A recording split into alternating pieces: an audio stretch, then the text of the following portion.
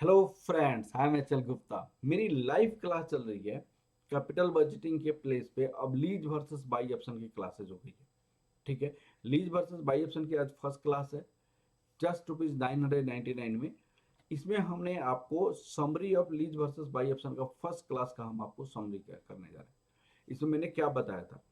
इसमें मैंने बताया था कि लीज वर्सेस बाई ऑप्शन में हमें ये डिसाइड करनी होती है कि आपको अगर कोई एसेट चाहिए तो वो उस एसेट्स को लीज पे लेंगे या उस एसेट्स को बैंक से बोरो करके बाई करेंगे।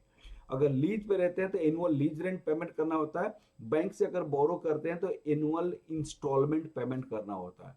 तो हम इवेल्युएट करते हैं कि present value of expenditure due to lease rent आपका कम है या present value of expenditure due to bank borrowing कम है, वो आपका इवेल्युएशन करते हैं। उस इवेल्यूशन के प्रोसेस पर आपको लीज के rent beginning of the payment, beginning of the period बोल सकता है। तो beginning of the period lease के रेंट बोलेगा तो एंड ऑफ द पीरियड उसका टैक्स की सेविंग होगी।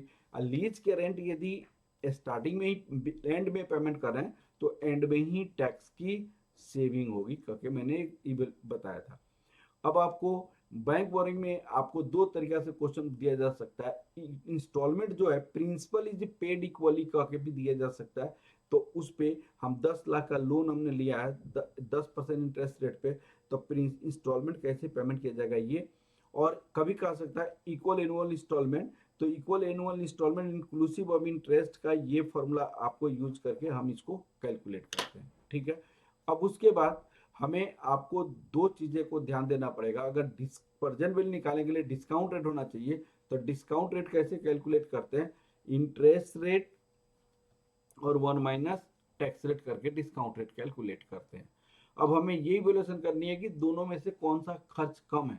तो इसके लिए मैंने एक दो एग्जांपल से मैंने बताया था। प्रैक्टिकल क्वेश्चन नंबर 1, उसकी सॉल्यूशन हमारे पास यहाँ पे दिया हुआ है। लीज की पेमेंट बिगनिंग में हो रही है तो टैक्स की सेविंग एंड में हो रही है, उसका मैं सॉल्यूशन यहाँ पे दिया हुआ है।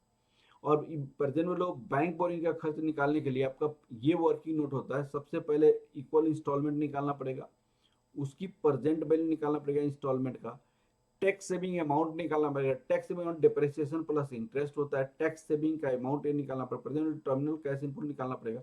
इस तरह हमारे पास बैंक बोरिंग का खर्च निकल जाएगा, जो मैंने यहाँ पे करके आपको बताया हुआ है। ठीक है, उस क्वेश्चन का।